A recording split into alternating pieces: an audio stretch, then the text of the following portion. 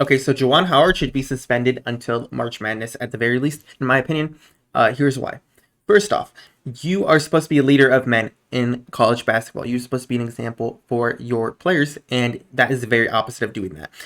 You are supposed to be the model, the example that they lead their lives after, and no, you don't do that sort of thing. And second off, you got mad at your opponent for playing hard when you were doing the same. You were down by 16. You left one of your starters on the floor, and while Wisconsin was trying to run the clock out, you steal the ball. Okay? And so Wisconsin's like, we have 4 seconds on the clock. Let's call timeout, reset it to 10, so that way our bench doesn't have to rush, maybe get hurt. Let's give them some time to run a play. And you get mad at that? That doesn't make any sense to me. Like, this isn't Howard's first incident. It's not an isolated thing.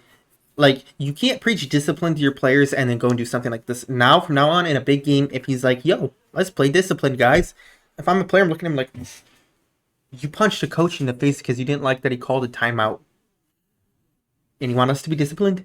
Like, things like this make Tom Izzo look like a saint. Michigan fans are always like, yo, Tom Izzo has a temper, and he should not be a coach because he has a temper, and he yells at players and referees, and he grabbed Gabe Brown's jersey. Like, and then your head coach goes and punches someone?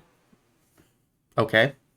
Like, the biggest thing about this to me that is just terrible for Juwan Howard and Michigan as a school is that you not only got yourself suspended, but you got at least 3 or 4 players on your team probably suspended as well. And you might have cost your team a chance at March Madness because you couldn't hold your temper. You could have simply took yourself, got a 1-game suspension, not punched anyone, just said, fuck you, whatever, said some words, maybe got a fine or suspension, and your players would have been cool, not done anything. But when you throw that punch, it's defense mode engaged for Wisconsin players, and it's attack mode engaged for Michigan players. And there was punches thrown by both sides, and you probably cost your team a chance at March Madness, or you made their road at least a lot harder to get there.